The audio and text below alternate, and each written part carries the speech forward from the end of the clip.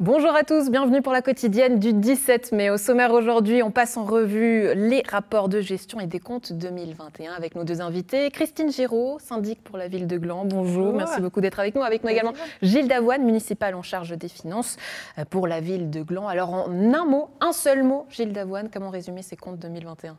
Excellent. Excellent. Christine Giraud, ce rapport de gestion en un seul mot ? Magnifique. Magnifique et excellent. Ça promet pour cette quotidienne. Donc, en sport, on donnera la parole à Yannick Tachet, l'entraîneur du FC Gland avant la grande finale de la Coupe Vaudoise. Et en culture, direction le jardin historique le plus grand de Suisse avec toi, Alexandre. Salut Andrea, moi aussi c'est magnifique et excellent où je me trouve. Tu auras reconnu le château de Prangin dans mon dos.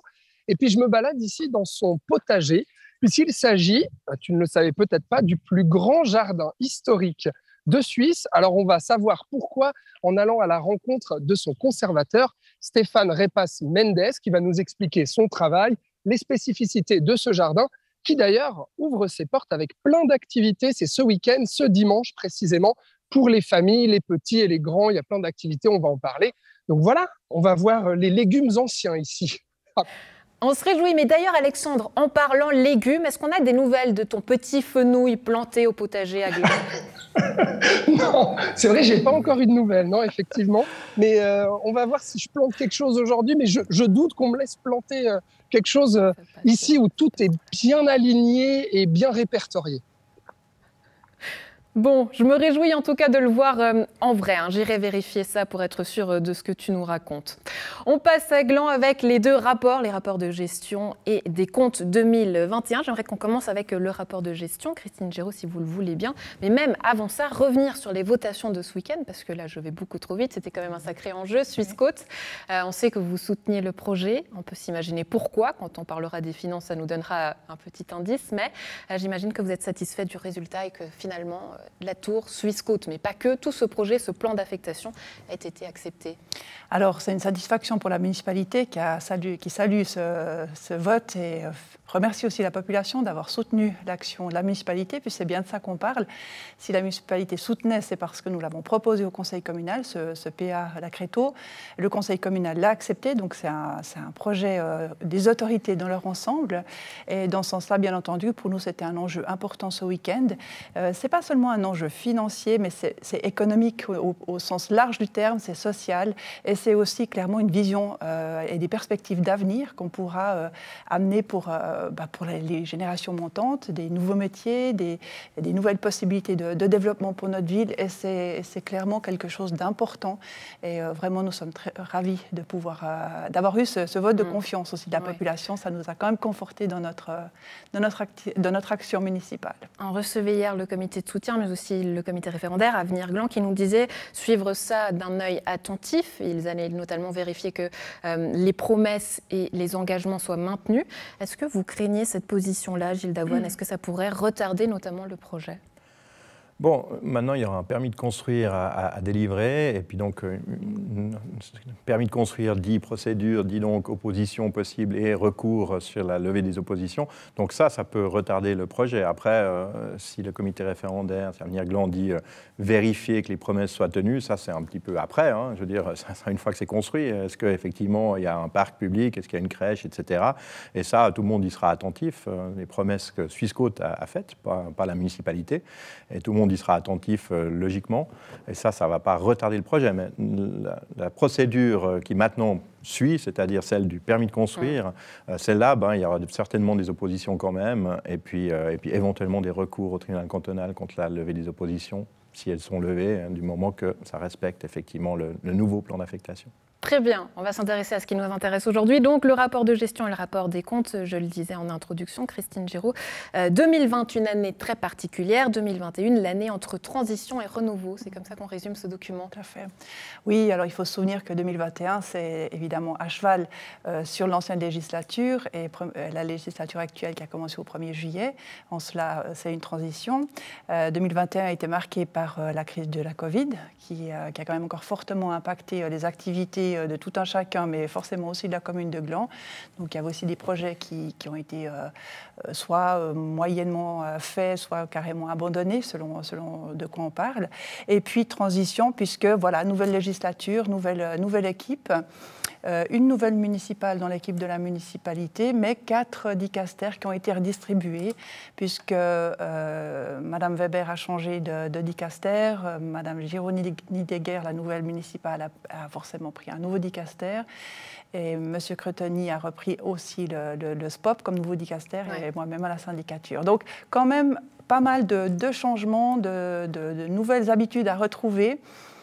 Donc, dans ce sens-là, c'est une véritable transition qui s'est faite durant ces 6 derniers mois. Alors, si on passe en revue le rapport, c'est vrai que tout est détaillé, le conseil communal, la municipalité, le secrétariat municipal, population, finances, etc., etc. Mais à quoi ça sert un rapport de gestion ?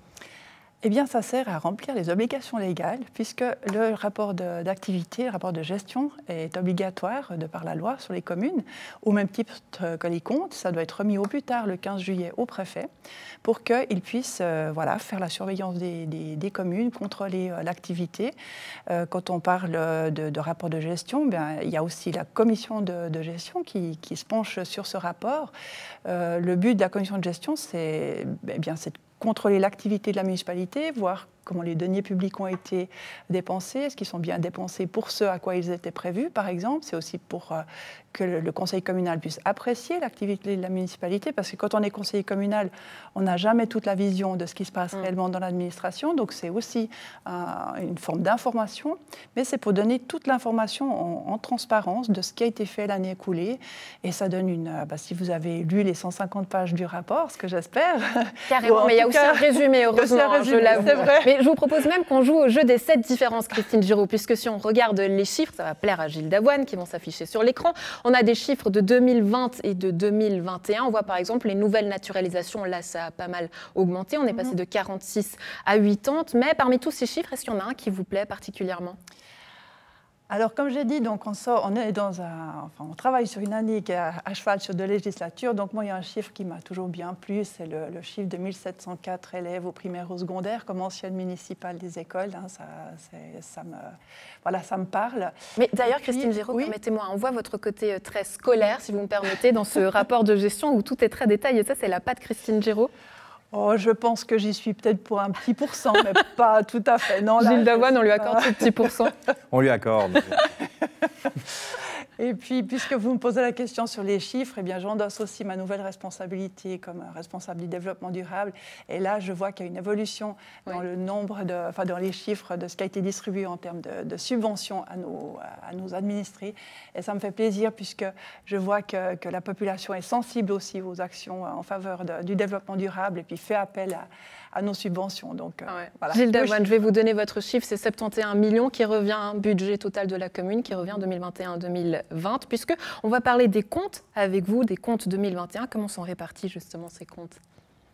Comment ils sont répartis ? Comment est-ce qu'on peut les analyser ? Les analyser, c'était le mot que j'avais dit, ils sont excellents. On fait un excédent de revenus sur les charges d'un peu plus de 6 millions et le plus important, une marge d'autofinancement, ce qui nous permet de financer sans emprunt nos investissements de près de 12 millions.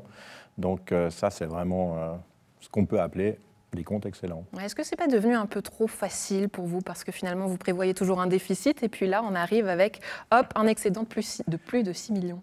Trop facile. Non, il n'y a pas cette idée-là, mais tant mieux si on peut, au sein de la municipalité, dégager cette facilité, parce que je pense qu'en vérité, c'est compliqué, mais si on donne l'impression que c'est facile, tant mieux. Mais forcément qu'un budget est moins bon que des comptes, ça c'est sûr. On a le maximum qu'on peut dépenser dans le budget, donc on va forcément dépenser moins, donc les charges seront moindres. Là, elles ont été d'autant moindres quand même, il faut le dire aussi, en raison de la pandémie. Il y a plein de charges, il y a plein de choses qui n'ont pas pu se faire, et donc c'est des charges en moins. Et cet excédent, comment est-ce qu'on l'explique ? Alors l'excédent de revenus, on l'explique notamment par les personnes morales qui ont largement augmenté. Confrère de la Côte avec qui vous travaillez d'ailleurs titrait carrément que c'était grâce à Suisse Côte. Alors c'est en partie seulement, parce qu'effectivement ce n'est pas un secret. D'ailleurs pendant la campagne dont on parlait avant, ils ont dévoilé des chiffres, donc il n'y a plus de secret fiscal par rapport à ça, mais c'est clair que c'est un contribuable important puis qui a augmenté largement son bénéfice, donc les impôts payés. On comprend donc pourquoi la municipalité soutenait ce projet quelque part. Non, pas du tout. Vraiment, il n'y a aucun rapport à ça. Je vous l'avais dit avant et c'est bien que vous reveniez là-dessus parce que vraiment c'est pas financier, puisque en vérité, et on l'a dit aussi, si Swissquote ne venait pas, il y avait 2 terrains sur lesquels d'autres sociétés arrivaient. Swissquote continuait à avoir son siège présent, donc payer les mêmes impôts, et puis il y avait d'autres sociétés qui arrivaient puis qui payaient de nouveaux impôts qu'on n'avait pas encore. Donc non, c'est pas financier. Il y avait d'abord l'idée d'avoir du terrain disponible. Je crois que ça, c'était le principal enjeu de ce plan d'affectation. Mais pour revenir au compte, c'est vrai qu'au-delà des personnes morales, il y a personnes physiques qui augmentent quand même. Alors, c'est dû à certains rattrapages, mais c'est bien parce que c'est pérenne. Surtout, ce sont des comptes où on a la 3e plus grosse marge d'autofinancement des 20 dernières années, mais cette fois sans avoir un revenu exceptionnel. Une fois, on avait une grosse marge d'autofinancement, la 2e en 2019, mais il y avait des revenus exceptionnels. Il y avait tout à coup eu un impôt 12 millions qui était tombé, un peu plus même. Ce qui est intéressant, à dire peut-être, c'est que finalement, les habitants, les Glandois restent à Gland, même s'ils deviennent plus riches, ils restent à Gland. En tout cas, effectivement, on voit que on a aussi de la population qui augmente, mais même quand elle n'augmente pas, on a des revenus personnes physiques qui continuent d'augmenter, donc ce qui fait qu'on n'est plus forcément la ville la plus jeune de Suisse. Mais être la ville la plus jeune de Suisse au niveau fiscal, c'est pas forcément intéressant parce que quand on est jeune, on ne paie pas beaucoup d'impôts. Donc ce qui fait que là, on voit qu'effectivement, il semble que les gens se plaisent à Gland, et tant mieux parce que c'est la preuve aussi que le travail effectué par la municipalité paye. Les gens se plaisent à Gland et donc ils restent, même quand ils gagnent plus. Oui. Alors en résumé, un résultat positif expliqué par de solides recettes fiscales, une charge de péréquation moins lourde qu'anticipée, ainsi que des charges de fonctionnement globalement bien maîtrisées. Pour revenir à cette charge de péréquation, on a l'impression que Gland, c'est un peu l'exception qui confirme la règle. On voit les autres communes, il y a eu tous ces référendums, notamment concernant la fiscalité, Coppet, Prangin, Bassin. Et puis là, à Gland, tout va bien pour le meilleur des mondes. Oui, mais disons que c'est d'ailleurs le piège. Je pense que malheureusement, on le voit, comme vous l'avez rappelé, la population dit systématiquement non à toute hausse d'impôts. Et donc, il faut se rendre compte aussi que pour une municipalité, ça veut dire que baisser les impôts, c'est prendre un risque immense, puisqu'on sait que jamais on arrivera à revenir même au niveau si jamais on les baisse. Donc, il y a ce petit biais-là dans ces votations qui fait que même si tout va bien, on ne pense pas forcément à baisser les impôts. Et puis surtout, il nous faut avoir une marge d'autofinancement, parce que c'est comme je le disais, c'est comme ça qu'on finance nos investissements. Sinon, on ne pense pas à baisser les impôts, mais vous voudriez ? Non, à l'heure actuelle, je pense que ça serait trop tôt et que vous parliez de la péréquation. Je pense qu'il faut attendre de voir à quelle sauce on nous serons mangés avec le nouveau système péréquatif qui doit intervenir pour pouvoir se poser la question, parce que ça pourrait changer passablement la donne. Mais de nouveau, même si tout va bien, on est censé faire un excédent de revenus, on doit avoir une marge d'autofinancement. Si on n'a pas de marge d'autofinancement, si on baissait les impôts pour dire on doit être à zéro, à ce moment-là, on devrait emprunter pour investir, puis quand on arrive au plafond d'endettement, on ne peut plus investir, donc on est coincé. Oui. Gilles Daouane, municipal en charge des finances, et Christine Géraud, syndic pour la ville de Gland. Avant de vous laisser partir, quels légumes anciens ont fait planter à Alexandre ? Vous avez parlé de fenouil, mais je crois que c'était pas ça. Bon, donne-nous 2-3 légumes anciens, Alexandre, parce que nous, on ne s'y connaît pas trop, je crois, en plateau. Alors, patience pour les légumes anciens. On va tout vous dire avec donc Stéphane Repas Mendes. Bonjour. Bonjour. Alors, vous êtes le conservateur de ce jardin, de ce potager du château de Prangin qu'on va visiter un petit peu. On va se balader en parlant. Et déjà, la première question que j'ai envie de vous poser, c'est qu'est-ce qui fait la spécificité de ce jardin du château de Prangin qu'on cite comme étant le plus grand jardin historique de Suisse? Pourquoi? Alors, jardin historique parce qu'il a été restitué dans sa forme originelle. Il a été créé au XVIIIe siècle. Et à l'ouverture du musée à la fin des années 90, il a été du coup restauré dans cette forme avec les allées qui étaient déjà présentes. Le plan de construction, c'est le même. Il y a combien d'hectares ici? Il y a un demi-hectare, il y a 5500 mètres carrés. D'accord. Pour combien de plantations, en fait? Alors, on a à peu près 200 espèces et variétés différentes ici. D'accord. Il y a des légumes, il y a des fleurs. Il y a des légumes, il y a des fleurs, il y a des plantes à bouquets, il y a des plantes tinctoriales, il y a des plantes à fibres, il y a à peu près tout ce que vous voulez. Oui, effectivement. Il y a vraiment plein de choses et puis plein de couleurs. Là, alors ça y est, c'est le printemps, c'est le mois de mai, il fait beau. On a de la chance d'ailleurs pour aujourd'hui, précisons-le quand même. Exactement, ouais. Mais on va parler aussi de cette journée de dimanche, qui est la journée en fait la journée au jardin. Alors, qu'est-ce que vous organisez? Il y a plein d'activités différentes. Alors, pour le rendez-vous au jardin, on organise à la fois des visites guidées pour des adultes ou pour des enfants, que ce soit des visites guidées du potager ou des visites guidées des ruches ou des pollinisateurs sauvages. On a une activité circulaire qui s'appelle la terre à l'assiette, où l'idée, c'est de comprendre le concept de cette circularité des végétaux, notamment. Pour les familles. Pour les familles et les enfants.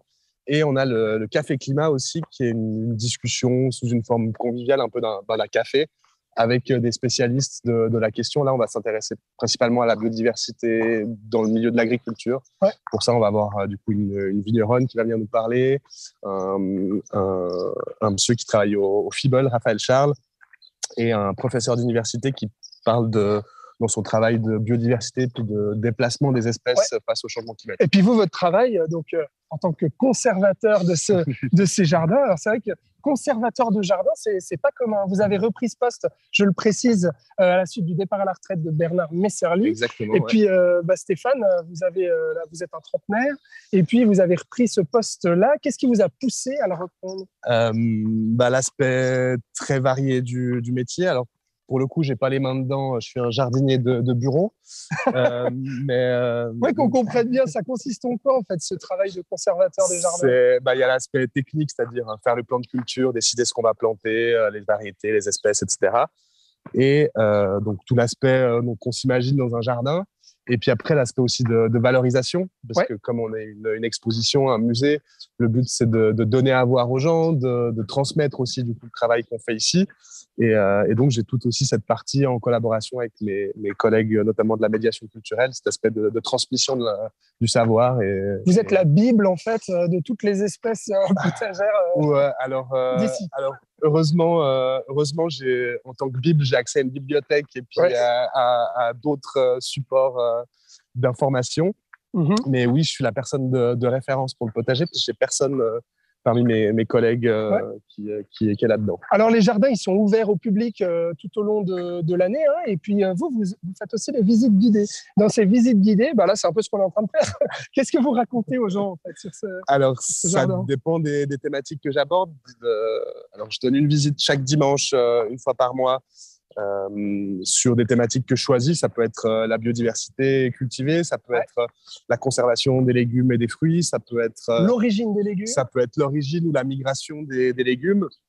Et après, la visite type, disons, pour quelqu'un qui n'est jamais venu et puis qui demande à faire une visite, c'est plutôt une visite historico-potagère, où à la fois je parle de l'histoire du château et du jardin surtout, et de notre travail, et puis du pourquoi, du comment, voilà. Bon, très bien. Bon, je crois qu'Andrea meurt d'envie de connaître un petit peu les secrets de ce jardin.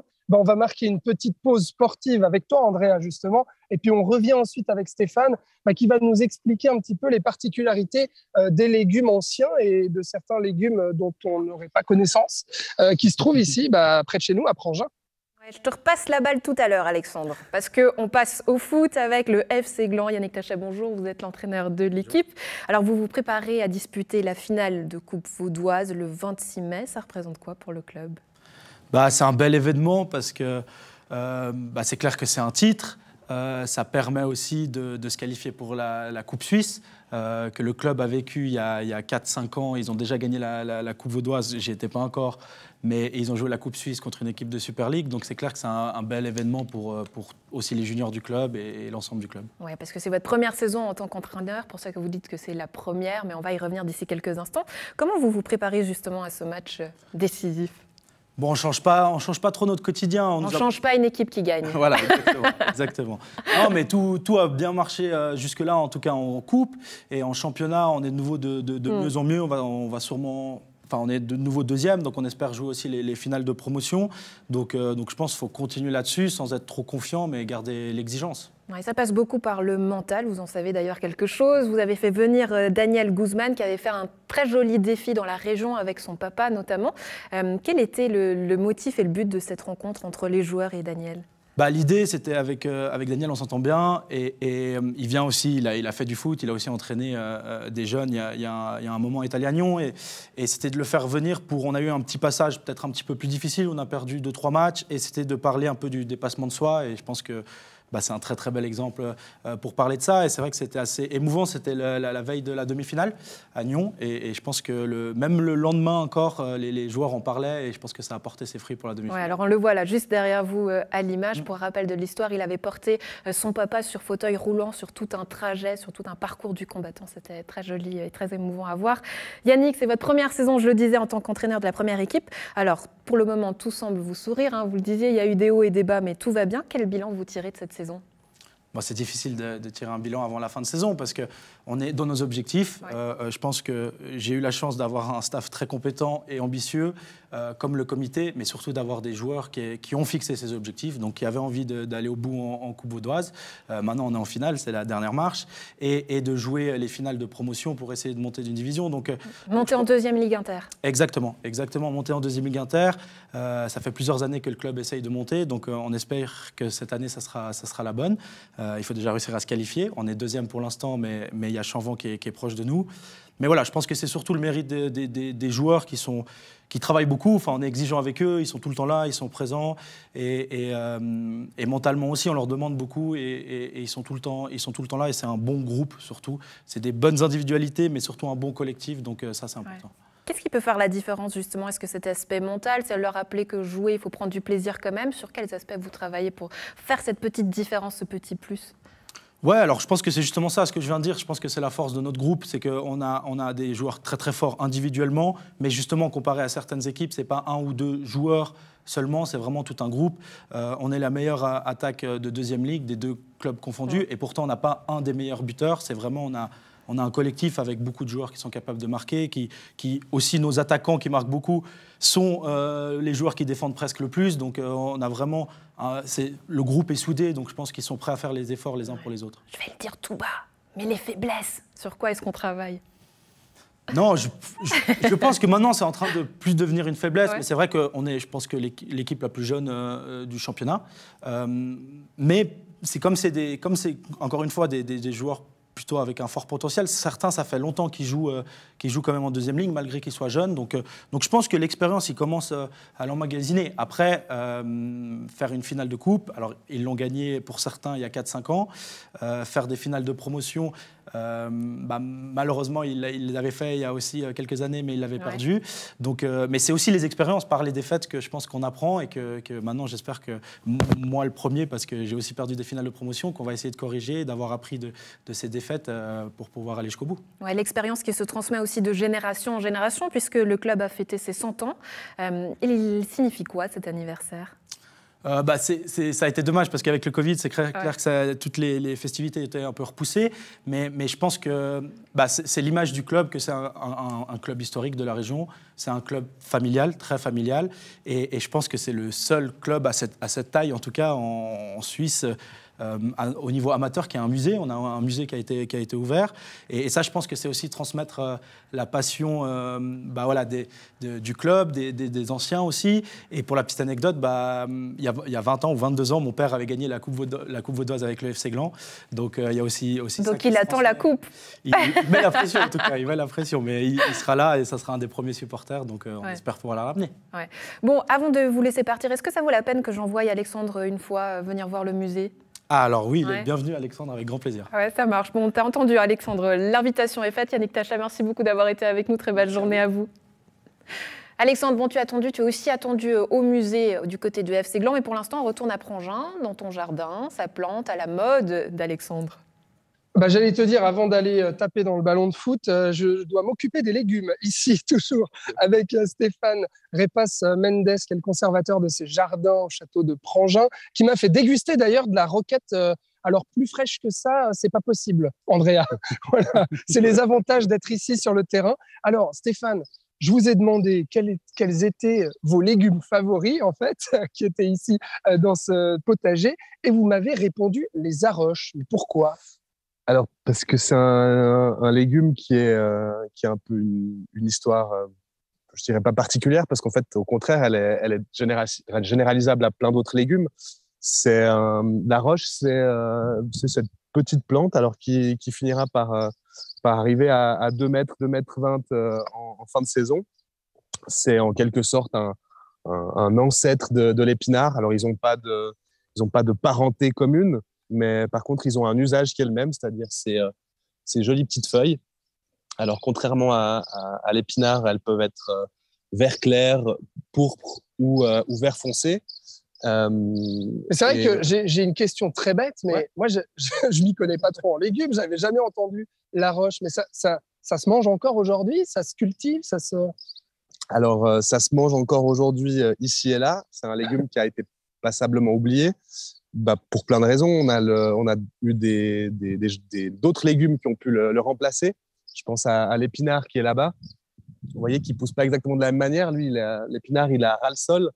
Il peut être mécanisé. Il peut être parfois plus productif sur un même espace que la roche. Et donc, la roche, elle a été mise de côté. On s'est intéressé à un autre légume. Et puis, nous, notre travail ici, c'est justement de montrer on avait d'autres. Qu'il y a des origines. Qu'il y a des origines, que rien n'est figé. On peut très bien revenir, je pense, au topinambour. Aujourd'hui, tout le monde le connaît. Ouais, c'est vrai. Il y a peut-être 20 ou 30 ans, ce n'était pas le cas parce que c'était un légume qui était désuet. Donc, rien n'est perdu, la roche. Rien n'est perdu. Ne t'en fais pas. Alors, Stéphane, on va se diriger vers un autre légume aussi que vous voulez me montrer, il me semble. Juste une petite question, c'est qu'est-ce que vous faites de tout ça, de tout ce qui est cultivé, de tous ces légumes ici au potager à Prangin? Vous en faites quoi? Alors, on essaye de le faire déguster à notre public. Moi, tu vois, vous voyez, comme je l'ai fait ici pendant les visites guidées, c'est de faire goûter, sentir, toucher le visiteur et les visiteuses. Après, il y a aussi toute une question l'idée, c'est de produire de la graine. Donc, on va cultiver des légumes pour pouvoir les ressemer ensuite, au-delà de l'aspect du fait de les montrer. Et puis, il y a aussi le but, c'est de donner des légumes au restaurant. Alors, comme on n'est pas un lieu de production à proprement parler, c'est pas notre objectif principal, mais voilà, on contribue à garnir les assiettes du restaurant. D'accord. Et puis... alors, ce dernier légume, on va aller voir ce dernier légume. Mais alors, déjà, qu'est-ce que vous allez me montrer et puis pourquoi vous l'avez choisi? Je vais vous montrer le chervi. Parce qu'en discutant tout à l'heure, vous me demandiez quel était le plus vieux légume qu'on cultivait ici. Alors, question à laquelle j'ai aucune réponse, puisque a priori, on est sur des plantes qui ont été beaucoup sélectionnées depuis leur origine. La plupart des plantes qu'on consomme ont un ancêtre sauvage. Et j'ai choisi de vous présenter le chervi parce que finalement, c'est une des plantes qui est peut-être le plus proche de son aspect sauvage d'il y a 10 000, 15 000, 20 000 ans. Dans la mesure où ça fait déjà très longtemps qu'on le consomme très peu. Donc, c'est un légume qui est un peu passé à la trappe. Et en passant à la trappe, on l'a moins sélectionné. Il y a eu moins de pression de la main de l'homme dessus. Et donc, il a a priori conservé des traits de caractère qui sont assez proches des plantes sauvages. Vous m'avez dit que vous n'aviez pas connaissance de ce légume quand vous êtes arrivé au jardin de Prangin. Absolument aucune. Le chervi, c'était... je n'en avais jamais entendu parler et je l'avais jamais, encore à plus forte raison, goûté. Et c'est un légume qui est super bon, mais effectivement qui est pas hyper productif, qui est pas très productif et qui a pas des rendements incroyables. Mais comment vous trouvez en fait les graines pour les planter, ces légumes oubliés en fait? Alors le chervi, ça a été un problème notamment lors de la création du potager en 1998, parce qu'il n'y avait pas encore quand même l'engouement qui a repris ces dernières années pour des variétés méconnues ou pour le potager de manière générale. Et puis aussi, l'avènement d'Internet a quand même aidé à se procurer et puis à partager des graines et des plantes plus facilement. Donc aujourd'hui, moi, je travaille avec des stations de recherche comme l'Agroscope notamment, mais aussi avec des semenciers en Suisse comme Sativa ou Zollinger ou d'autres. Donc voilà comment on trouve aujourd'hui nos graines et nos tubercules. Merci beaucoup Stéphane pour cette petite visite guidée aujourd'hui au potager du château de Prangin. Alors, rendez-vous ce dimanche. J'espère. Pour les rendez-vous au potager. Non, comment on appelle ça cette journée? Le rendez-vous au jardin. Le rendez-vous au jardin. Ouais, j'y arrivais pas tout à l'heure, j'y arrive pas aujourd'hui non plus, mais rendez-vous. C'est parce qu'on y est, donc on a peine à donner rendez-vous. Exactement. Stéphane, merci beaucoup. Bonne journée. Et puis Andrea, ce dimanche, portes ouvertes, plein d'activités, plein de choses pour les familles à découvrir ici au château de Prangin. Merci beaucoup en tout cas pour cette visite, Alexandre. On te sera passionné de tous ces petits légumes et de toute cette petite graine. Bonne journée à toi. Un plaisir à la maison d'avoir été en votre compagnie. Bonne suite de programme. À demain.